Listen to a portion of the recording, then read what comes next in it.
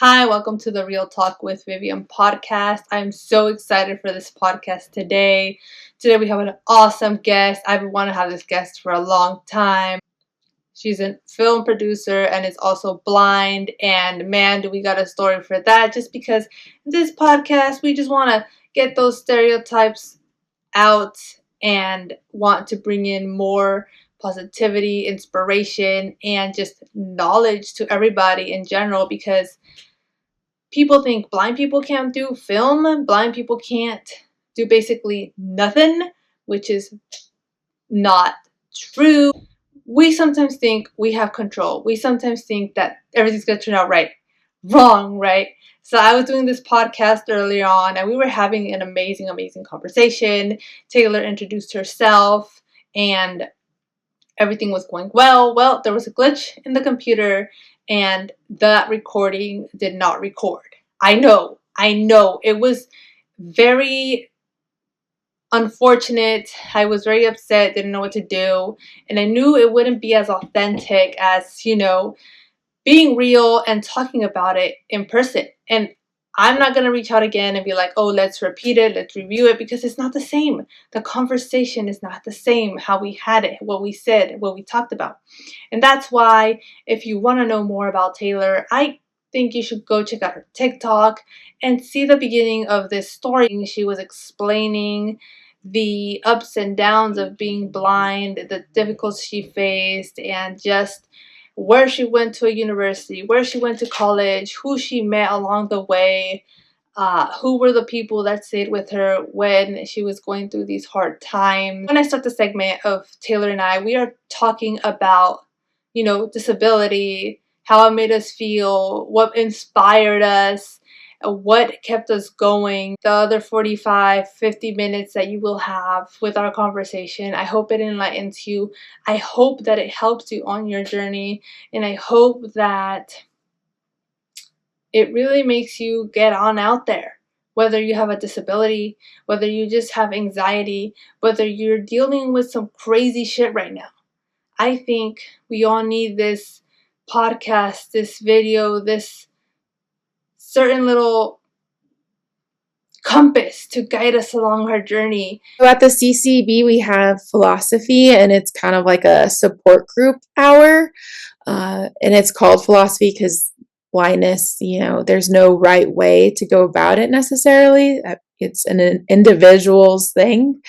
And so you could kind of like there at that place in that hour, I was able to explore lots of different ideas and thoughts of blindness. And some people, they feel kind of frustrated or almost like it's condescending to say like, oh, you're such an inspiration when you're walking down the street when everyone else is just walking down the street down, at the same time. It's like sometimes when somebody says that to me, like, oh, good job for doing something little, I'm like, you too. Yeah, for you. And then they can maybe see like, oh, that was kind of shitty that I said that, or, that was kind of like not the best thing to say at that moment. Yeah. Or maybe they won't, because like sometimes it's nice to be considered a badass, like it was considered like, oh, you can do that, that's awesome, and so there's certain things with my blind skills that I didn't think I'd ever be able to do, and I think I had low expectations of what it was like to live a life with a disability. And I try to tell people like have higher expectations of us, because like there's some pretty amazing people who have disabilities and have made major innovations and inventions, and I had big ideas that have changed this world. So who's to say, their life or your life is better or worse than the other, Right. And when you were saying about film, being a director and you're mingling with other people and it's more naturally, right? Like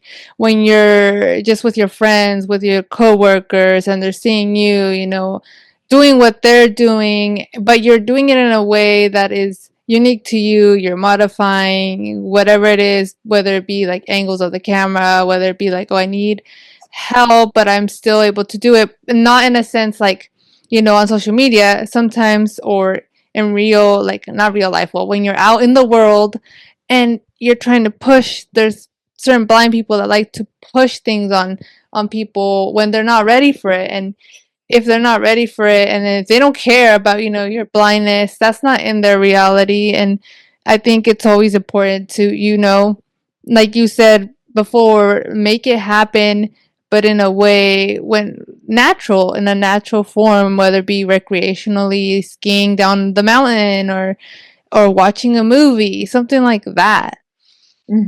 Yeah, there's some days where I have really, really low moments and I hate everything. And just, I still get down on myself. And I've, I've had really great days where I'm like, wow, this is amazing. And I have to tell myself, like, you would have never learned this if you were sighted, or if this never happened to you. Or, I don't necessarily believe everything happens for a reason. I'm not thinking like there's somebody up in the skies like, ooh, I'm going to give them this thing and trap them here and let's test them this way. Like, I don't think that way. I think God can make really good things out of really bad situations. And, I've been blessed to have friends who knew me before and believed in me, because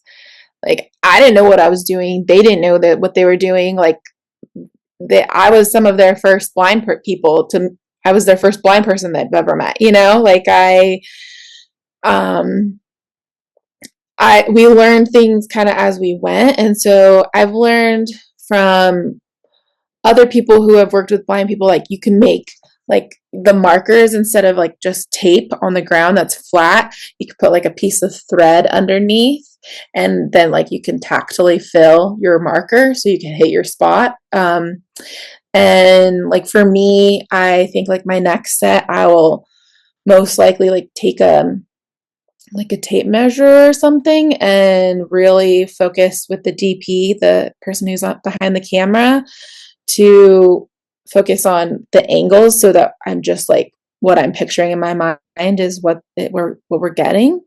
But yeah, I've learned that through lots of trial and error. And something that I've used is like there's a script supervisor on set. So script supervisor is important. They help the set move along straight from script to whatever we're shooting, so that we stay on like continuity wise. They'll catch things hopefully, or they could feed a line to an actor or whatnot. And so I use that position, that person, to be like my eyes. So when the camera team is working on a technical issue or figuring out one move or another or setting up, I can talk to the script soup about what the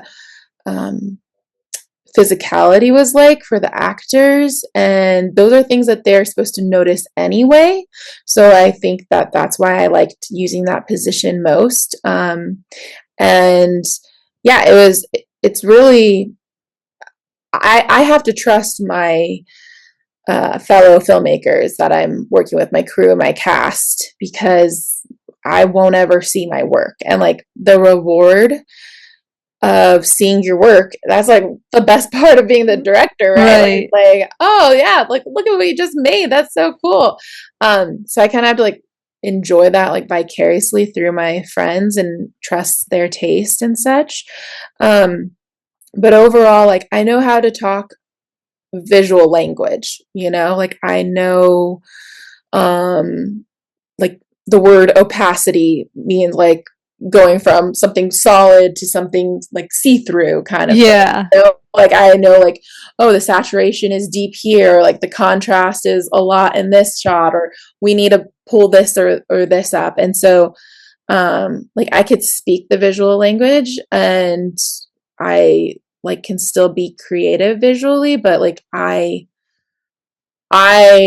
lost on the reward of everything. So my like sometimes I get like a twinge of jealousy, like like everyone just gets to enjoy this, but I'm working on that kind of feeling and my anger and stuff towards that. But overall, like I'm so grateful that they like my writer friends or my visual like camera people and everything, they can like tell me what's in frame and everything like that. So like there's such a difference getting something described by a writer versus somebody who doesn't know how to describe anything at all. Right. Like sometimes you're like, oh, what do you look like? And they're I don't know. Like, oh, do you have brown eyes? Do you have blonde hair? Like, all right, you could tell me if you're short, if you're tall, whatever, just descriptions are nice. So having my writer friends,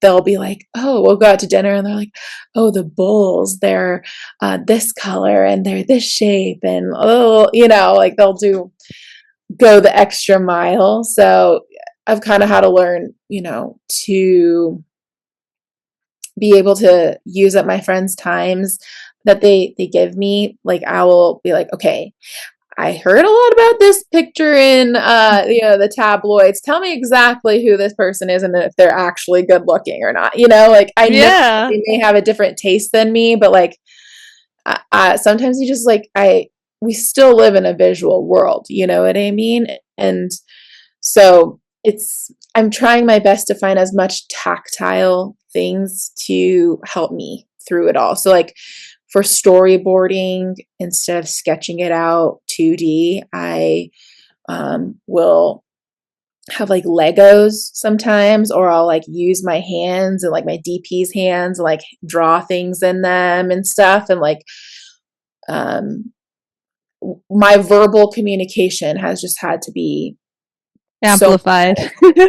so much better. And I think it helps me be a better director because I'm able to verbally communicate better and trust my team. And I think that they like that because I've never been a micromanager type of director. I love like the collaboration of it all. That's my favorite thing. And so that I still get to do that part, and like the production has always been my favorite part of it all. So when it all comes together and I get to like, have the days on set, the few days that we have like to be with everyone, like it forces me to be present.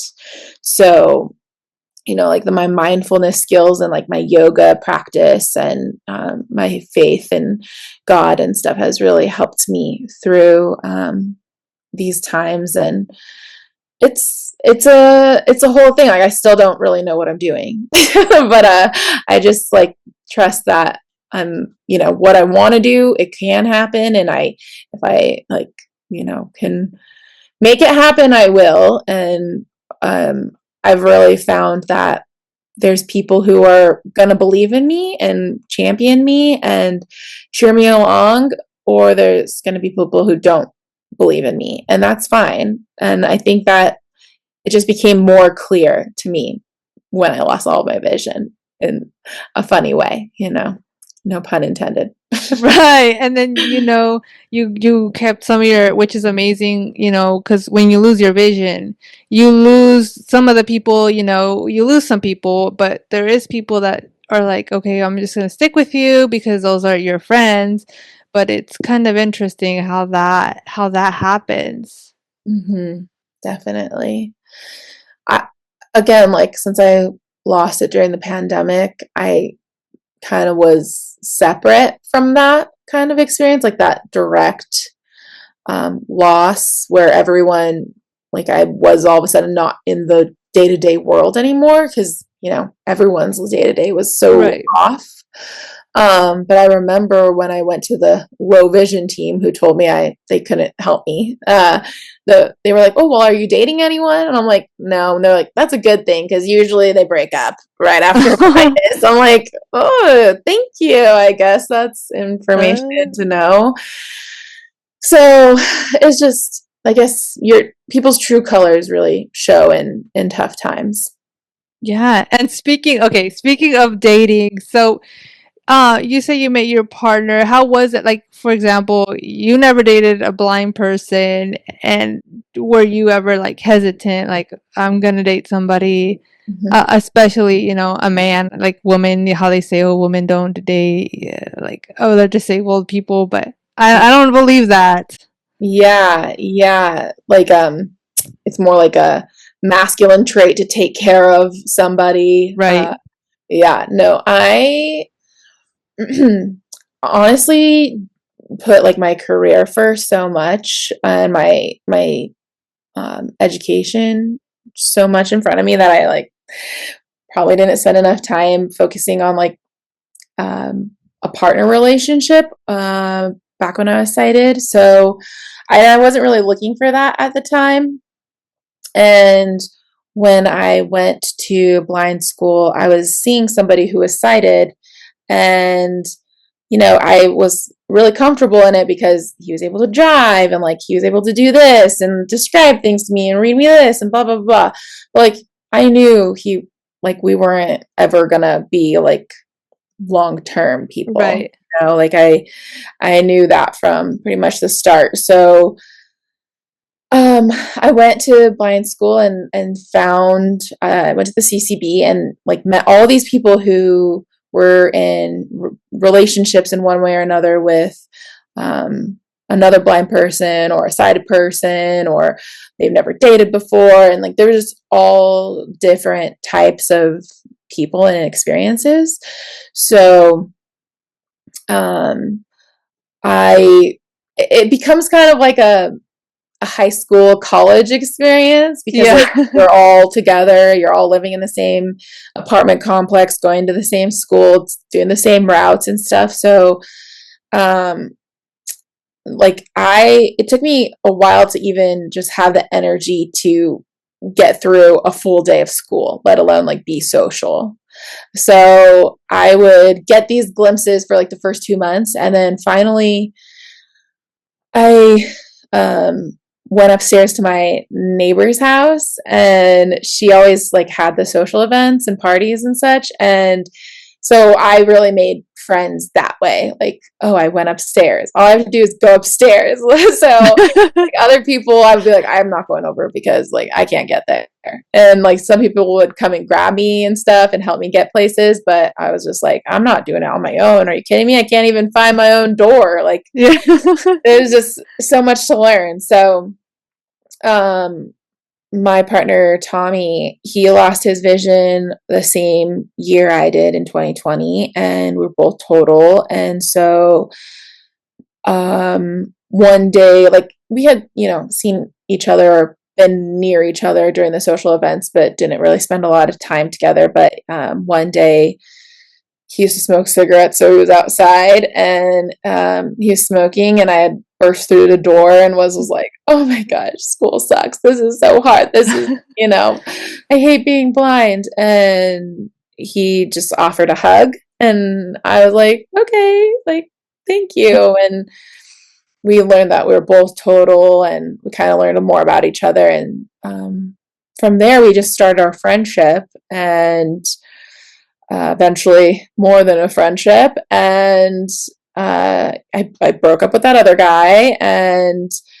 he was single and was able to mingle, I guess. Yeah. Then we had gotten, yeah, we moved out and things moved really fast. It kind of felt like we already lived together because since we were at the apartments together all the time, and Right. he spent the holidays in Colorado with my family. So it's just like from the time, like I guess we started officially dating August 4th.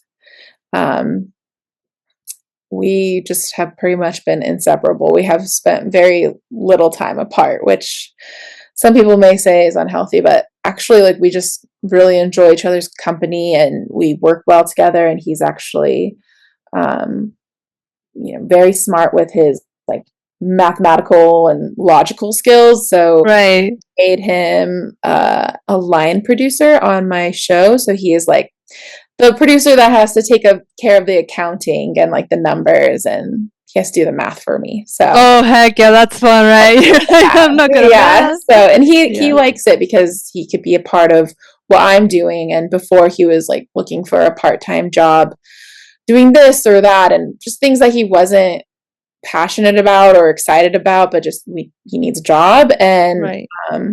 when he learned like, oh, he could do producing stuff and he already had producing skills, he kind of was like, oh, I can learn QuickBooks with my tech coach, my instructor, and I can, do this and that. So all of a sudden he got this spark, and I was like, okay, I guess we're gonna work together for and live together and just be each other's best friends. Okay, we're never gonna spend time apart. But I'll like go do a work event.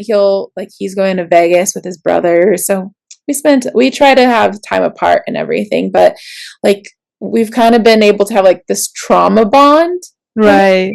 It's funny, but also crazy. Like we've been able to adapt together, and like it's been so nice to have like a sounding board for somebody who could just understand where I'm at. And at first I was like, oh no, if I'm going to have a boyfriend who's blind, like we're both going to have to get a ride, and we're both going to have to do this. And sometimes it's hard because cars are only so big. But one day I hope to like have my own SUV and just like have other people drive me around until like self-driving cars are up to par and everything. So we'll see eventually. But I also want to live in like a city that's like actually somewhere where you could like walk and get coffee and walk and go to the park. And right now we live in an area that's just very automobile centric. Right. So we don't have the chance necessarily, but we have everything we need here. And it's a really, like, I live in my hometown. So my daughter, she's been able to have like a very chill and loving and supportive time in Colorado with my huge family here. But and that was something when I was sighted, I wanted to come back to Colorado and raise a family, but I just expected it to be a little later, and I expected not to be blind and didn't expect any of this. But, there's been really good things that have come from it. And I've learned more about my own inner strength and my own sense of resilience than ever before. And like you're faced with like yourself when you're blind. Like either you're going to do it or you're not. And nobody else can do it for you. And it's a really hard pill to swallow. But once you swallow it, it's like, all right. And then you're like, oh, look at what I just did. Or, oh, I fell, but I walked like a mile. So that's fine. Like I've fallen so many more times than I ever thought I would as an adult. But like now I use my cane, so that doesn't happen. And gotten some orientation and mobility skills, O&M training, and hopefully I'll have a guide dog soon. And my daughter, we just went to an Easter egg hunt at the Colorado Center for the Blind. They do it every year, and they had like little Easter eggs for blind kids who like chirped and beeped, and so it was really nice to be able to go to an egg hunt and be able to like hear all the different eggs around. And Violet, she chose the ones that weren't didn't have any sound or whatever, but she found plenty and has plenty of candy to share. Oh, that's so cute. Yeah, we do that here too with the beeper egg hunt. I volunteered, was it last year? And there's so many beeping noises, and I'm like, oh my God, it's kind of overwhelming sometimes. Yeah. I mean, I can't imagine being a little kid and just running around when you're blind and you're like, where do I go? Which one do I pick? It'd be kind of cool though, because life is just not made for us in that way. So this is nice to be involved, included in that. But I agree though, like the beep sound could definitely be altered, like to a very nice, maybe a little quieter, like a note, like a nice chime, not like the ee. I was just like, okay. I am super annoyed with that sound, but I love that I'm just like picturing all these little Easter eggs and prizes everywhere. So yeah, like something, being visually a visual learner, it becomes you're a tactile learner, and that's something that I learned through one of my mentors, Martin at the CCB. He was like, yeah, if you're a visual learner, you're a tactile learner now. Like, oh, so once he put that in my head, I ran with it, and I was able to actually like find my way around the school and get myself out of there. So I didn't get a chance to run for a while, but you know what I mean. Yeah, that once you like, yeah, because you visualize the whole thing, the map, and then once you are able to feel where like every landmark, every crack, basically, you'll be like, okay, this is where I'm at, this is where I'm going. So And they would tell me that, like, oh, visual map, or mental maps, mental maps. mm-hmm. Like, theoretically, I could not understand it. I was just like, I can't like walk in and picture something. I can't do that. And then once I like, took my cane around, explored, and all of that, like, oh, okay. But I had to get over just the fear of being watched, and like, oh, what is this blind girl doing? Like, going around a room, like, this is how I have to see things now. So Yeah. like, I've had to get over that self-consciousness. And when you're always blind, you're always going to be watched regardless. Like, you think you're not going to be watched, you're going to go outside. Like, sometimes, we have those moments where you don't want to go outside because, like, you're not in a good mood, and it's fine because, like, we're human. We don't, like, we're not always going to want to be a celebrity out there, be approached out there. Yeah, exactly. People think they know better, and that's frustrating because it's like, I've lived a life up till now without you. So but that's again why education is so important, and having conversations like this, and hopefully people who are sighted who are listening are hopefully going to take it to heart, and think twice before they grab somebody or grab a cane, or whisper loudly like, I bet that person's blind. Yes, and it's always a shock. Like, you think, oh, no one's ever gonna grab me again, but it's like they don't just grab you; they grab you like from your sweater, and it's like, whoa! Especially Yeah. on those subway trains, and you're like, I wasn't expecting that. But if somebody were to grab a random person like that, I don't know. You better watch out because someone like they're gonna start swinging at you because that's not the right way to approach somebody. Exactly. But I feel like people learn, like, they just forget all social etiquette when Like, they're just in shock. Like, oh my god, blind person, help, yeah, grab. I don't know. Like, yeah, it's like, instinct kicks in. stop and then ask, hey, do you maybe need assistance? Or I'm always like, just say hi and introduce yourself, and let's have a Yeah. conversation. Like, I really, really miss being able to just have a conversation with a random person and not be about blindness, Yeah, like, oh, how's it or going? Good direction. morning. Yeah. Yeah, like, hey, good morning. Yeah, exactly. That's how they always started. Yeah. So it's a learning process, and we just got to get out there and tell more people. Yeah, you should definitely get out here in San Francisco, try those Waymo cars. I don't know if you've tried them before. I got to try it in November this last year.